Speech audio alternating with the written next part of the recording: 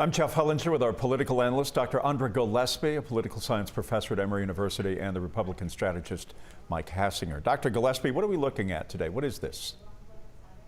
We are looking at chaos, and we are looking at years of President Trump's whittling away at our institutions, and it's come to a head at this particular point. So unfortunately, America is seeing a really troubling view of itself, but it's one that we need to see if we're going to come to the point of repentance and if we're going to move towards reconciliation.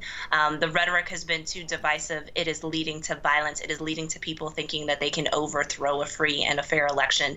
And sooner or later, we've got to say stop, and we've got to stop the illiberal forces that are damaging our democracy. Mike, the president has about 14 days left in office. His speech on Twitter was one of saying that it was rigged, that this was stolen from us. That narrative has continued even amidst the violence that we saw today. It was not conciliatory at all. It it was like trying to put out a fire with 1 part water and 2 parts gasoline.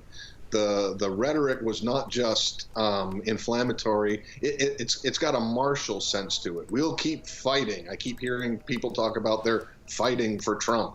Well, today they were literally fighting the Capitol Police, and it's sad. I think Governor Kemp said it best. It's not American. It's un-American, and it's treasonous for people to try to overthrow the results of an election. We're seeing really how much power the president's rhetoric actually has. There's a lot He's poisoned the minds of a lot of Americans. Mike, there's a lot of high-minded verbiage out there about, hurting the republic and the democracy and all of that. But truth be told, when you see violence like this and when there is this undercurrent of belief, despite the hardcore evidence, whether it's from the GBI or other law enforcement, that there somehow or other has been debauchery involved with the results of this election. I mean, it does create this serious undercurrent of whether we can function as a country, as a government. Well, it does, and it only creates that question when the rhetoric gets beyond the sort of disappointment with losing an election.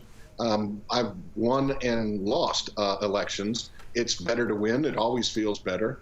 But I've never run across an election where the actual process itself was undermined and people who tried to correct them with facts and set the record straight were called liars and traitors and un-American. It's a really poisonous level of rhetoric. Dr. Gillespie, I have a lot I want to get into you with as far as your take on this and your view and moving forward, what we're looking at in the days ahead.